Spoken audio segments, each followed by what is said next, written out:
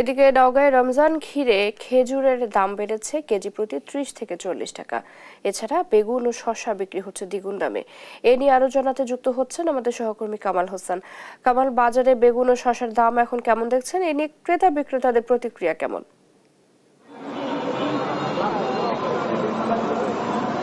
চৈতি রমজান উপলক্ষে নওগাঁয় নিত্য পণ্যের বাজারে বেশ কিছুটা প্রভাব পড়েছে বলাই চলে। দু একটি সবজিতে দাম অপরিবর্তিত থাকলেও বেশ কিছু সবজির দাম ৫ থেকে ১০ টাকা, কোনোটির আবার দ্বিগুণ দাম বৃদ্ধি পেয়েছে।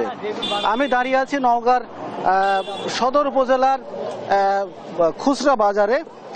এখানে আমি যদি আজকের আপনাকে বাজার দরের কথা বলি, আলু বেড়েছে প্রতি কেজিতে ৫ টাকা বেড়ে আজকে বিক্রি হচ্ছে ২৫ টাকা কেজি দরে।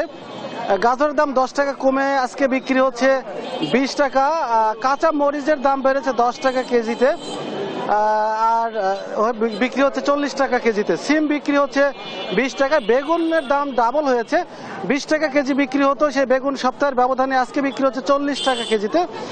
টমেটোর দাম অবশ্যই একটু কমেছে, ১০ টাকা কমে ২০ টাকা বিক্রি হচ্ছে। শসা বেড়েছে ১৫ টাকা বেড়ে আজকে বিক্রি হচ্ছে ৫০ টাকায়। করলা সেই আগের অবস্থায় রয়েছে ১০০ টাকা কেজিতে।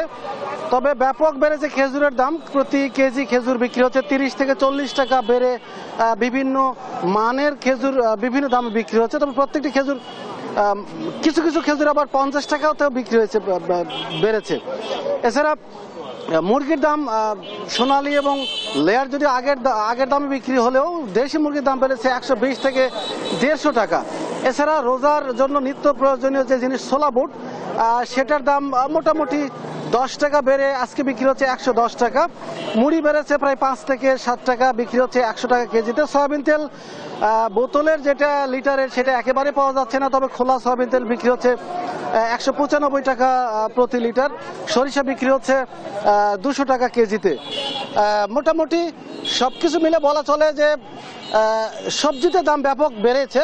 এছাড়া যদি মাছের কথা বলি, নওগাঁয় সব রকমের মাছের দাম বৃদ্ধি পেয়েছে ২০ থেকে মান ভেদে ৩০ টাকা প্রতি কেজিতে।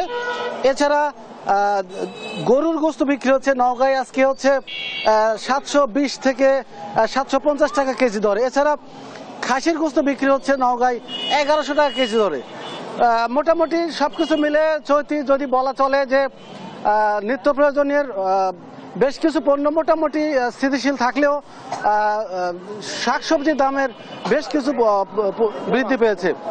তো চৈতি, এই ছিল নওগাঁ থেকে রমজানের বাজারের সর্বশেষ তথ্য।